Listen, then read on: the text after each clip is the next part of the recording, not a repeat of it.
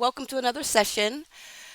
I am Tamara with Homeschool Heroes. So, now that it is springtime, this is the testing time for my kids. So, as a homeschooling single mama, I take the time to not only evaluate my kids so that we're already in time and have everything prepared and ready for sending off a proof of progress at the end of the school year.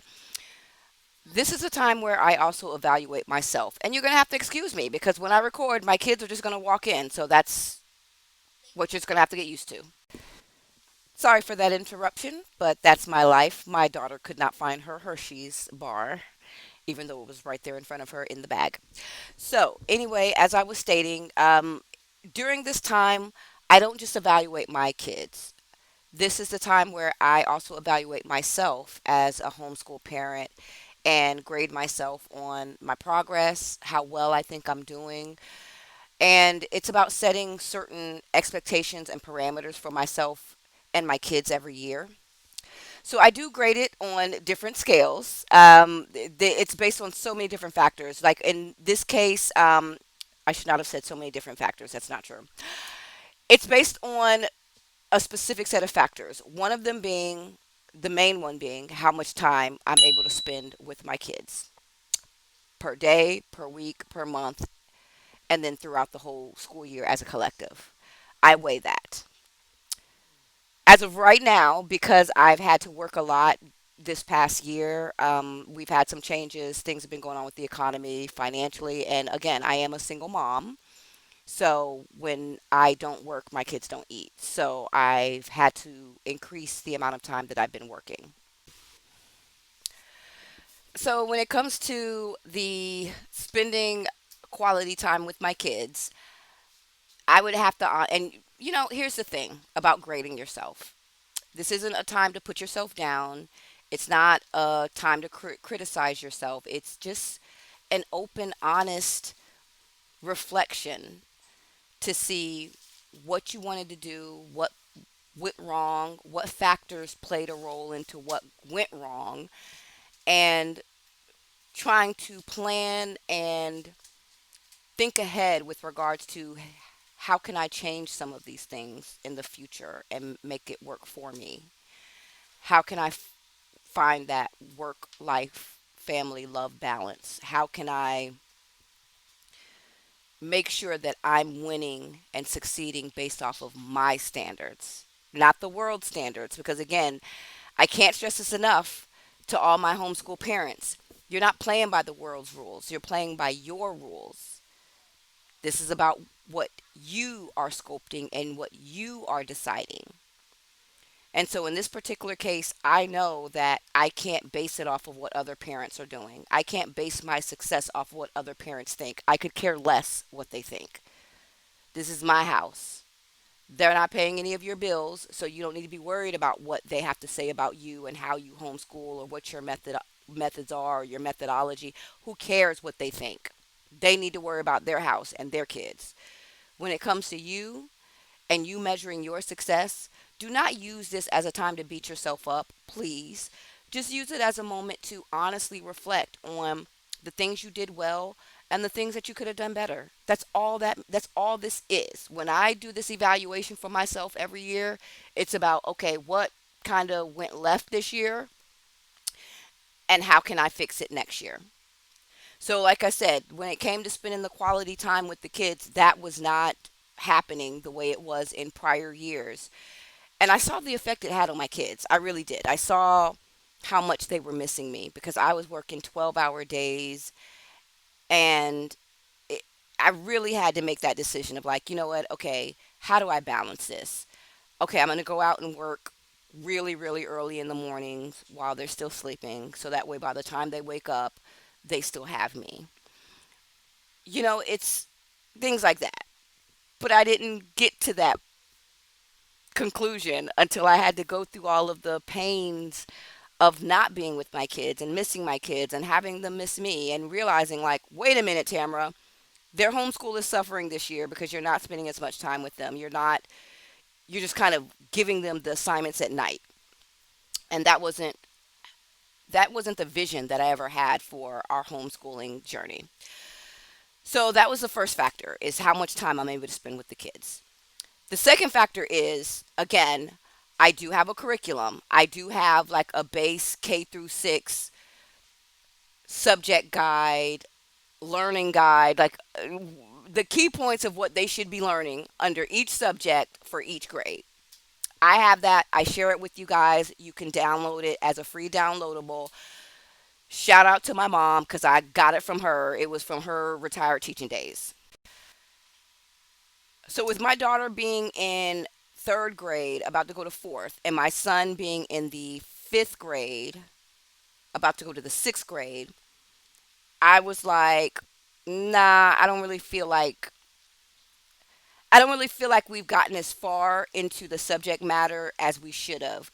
When it comes to reading, we knocked it out of the park. We love like I'm a publisher. I love reading. I love linguist. I love anything involving words and the dissemination of knowledge. I love it. So, like, if you are sending out information, if it's written, I'm loving it. I'm here for it, and my kids are reading it.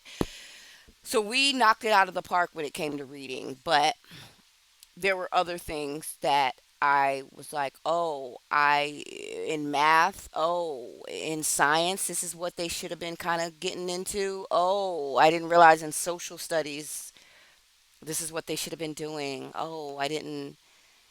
And so there were a lot of things that we are going to have to go back and catch up on. And rather than beating myself up, because I know we would have been doing that if I hadn't been working, 12, 14, 16-hour shifts. But that doesn't mean that we can't catch up on it, that we can't do fun activities, that we can't think outside the box and go to cool museums and cool outdoor events and places and spaces where I can fill them with that knowledge. So in that particular area, because we fell behind, I had to give myself a D there as well. So I have two D's. That's double D's right now. We're at double D's. Um, Reading, I mean, it's across an overall average because I like with reading, of course, they got an. I'm giving myself an A there. Science, that's like a, I don't know, a D maybe. Like we do like really cool experiments and stuff, but I haven't really sat down and taught them like the elements and the periodic table. Well, not I don't think they don't need to know the periodic table, but they should know like the different states of matter, things like that. Like I haven't really sat them down and done activities along those lines. We do cool stuff like we'll make electric, like we do stuff with electromagnetism, and we'll take magnets and copper wires and we'll do cool stuff like that. But I'm like, no, they need to actually sit down and learn fundamentals of science. And they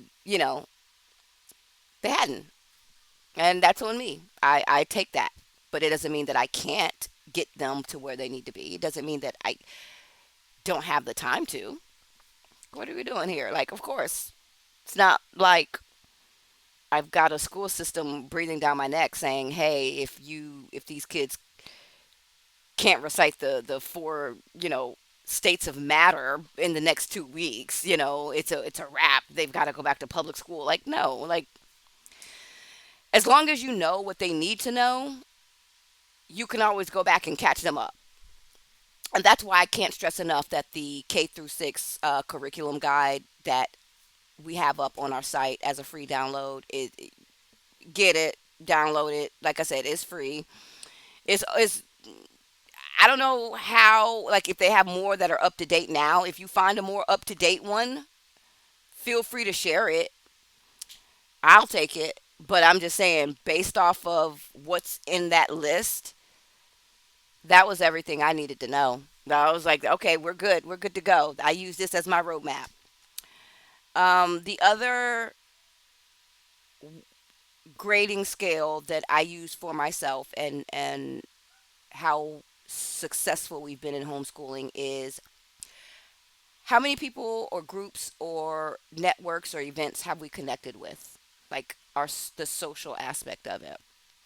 And again, with me working a lot this year, I was not able to be as social as I wanted to be.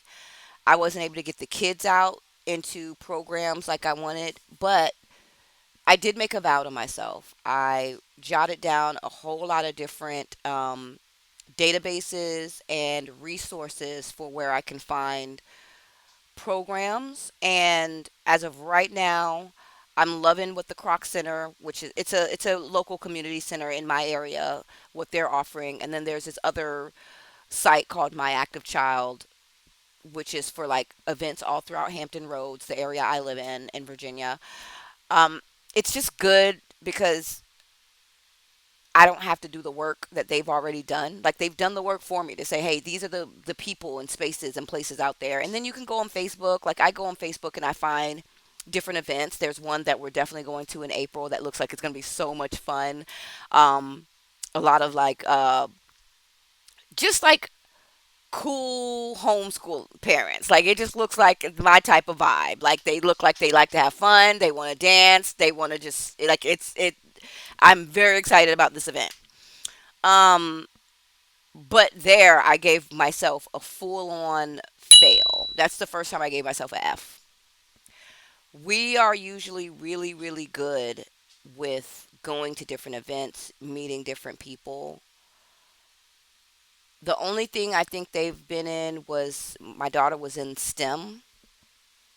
She was in a STEM camp, and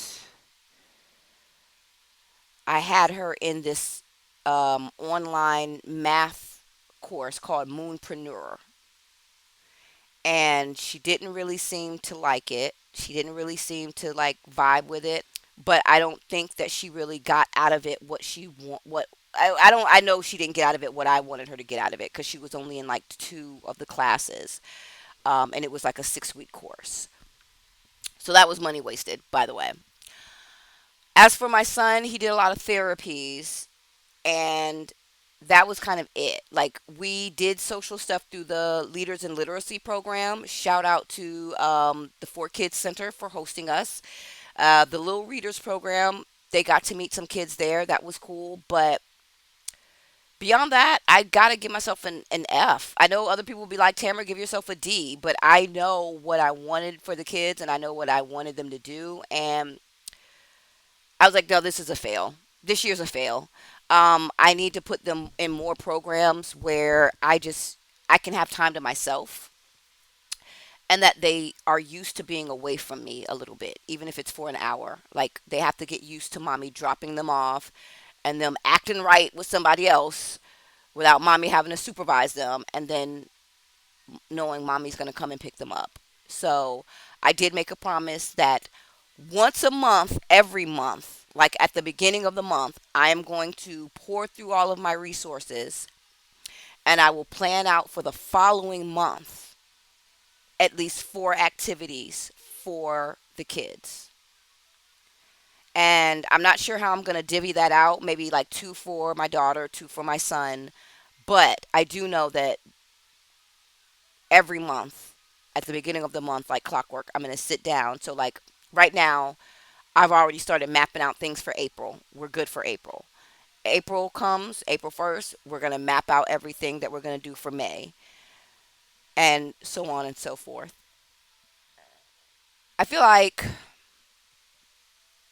that's the only thing I really, those are the three factors that I grade myself on, and I'm not afraid to like fail myself. Like this was the worst year ever, even though my kids are still doing well. Like they're really, really smart. Like I am so proud of my kids. I can't stress enough to you homeschool parents. If as long as they can read, they're good. If they can read and comprehend, that means they can read instructions and comprehend them. And that is the one thing that I always have confidence in. I'm willing to say that that is also my hamartia. That is my fatal flaw. Because my kids can read so well and understand instructions so well and follow them, it has caused me to become a bit lazy in my teaching because I'm very much I usually am very hands on. But this year it was like, all right, here's your worksheet, guys. Read the instructions and do what it says, and that is not teaching. Like in that case, I might as well just put them in public school if that's what I'm going to be doing. And that's no. And so that's why I'm glad that I evaluated myself. I'm glad that I grade myself every year because if I didn't, I wouldn't be able to go back and find these little weird mistakes and quirks and things that I'm making. I wouldn't be able to course correct in time. And so I, yeah, I'm really, while I'm not mad at myself and I'm not down on myself and I'm not beating myself up, I'm not proud of myself this year as a homeschool parent, but I'm also learning like to give myself, to show myself grace, to give myself some mercy because it's hard out here for a mom. Like I am truly like all of you single moms, single parents that are homeschooling and you're also working or you're also running businesses like I am and it's hard. It is hard to find the balance and you feel like you're juggling so much and at some point a ball is going to drop and the one ball that you don't want consistently dropping is the one that involves your children, and they're learning. So I do these annual evaluations on myself to say, all right, Tamara, here's where we're going to tighten up. All right, Tam, this is where you got to get it. Here's where you got to get it right for next year. Life isn't going to get any easier. My circumstances aren't going to change. Okay. I'm still going to have to work full time. I'm still going to have to run my businesses. Still going to have to take care of a sick and elderly parent. I am still going to have to spend time with my kids and shape their education and their rearing and make sure that they are reared up properly and learning and molded into what the most high creator meant for them to be, not what the world is trying to make them out to be, if that makes sense. So that is my overall evaluation. I'm glad that the school year is almost over, but these kids are about to start their testing and I am not looking forward to it because I already know, like, when it comes to math and science, I'm going to be like, no. But I'm thankful that, they do the California Achievement Test. And it's like for that one, I really just care about how they do in reading, language arts, and math. And that's really what they get scored on throughout that whole test. It doesn't really score on things like science and social studies. Like, it literally only scores you on reading and math. Fast forward now, and California has their achievement test, and so that's what I use. so, so yeah. Overall, I am not happy with my grades, not happy with my scores, but I'm optimistic. I am thankful that I've done this self reflection, and I am extremely optimistic that for the remainder of this school year, throughout the summer, and then next year, we will be back on our normal routine as well as a more balanced, improved routine. So, that being said, I highly encourage you to do an annual evaluation of yourself every year. Grade yourself, test yourself every year. It's not just about your kids getting grades, it's about you as a homeschool parent too, getting grades and grading yourself. And it's just really an honest place for you. It's not about anyone else grading you or critiquing you. It's about you just cracking yourself open, looking inside, and taking an honest, non judgmental look at the entire situation and deciding, does this work or does this not work? And if it doesn't work, what changes can we make into something that does work? And if this does work, how do we make it better? And see how she's just coming in and interrupting what? Mommy, when I was closing the kitchen curtains, somehow they just fell. I didn't do anything. I was just closing them. Okay, well, on that note, I'm going to go ahead and get out of here. I will see you guys next time as I go and repair kitchen windows. Bye bye.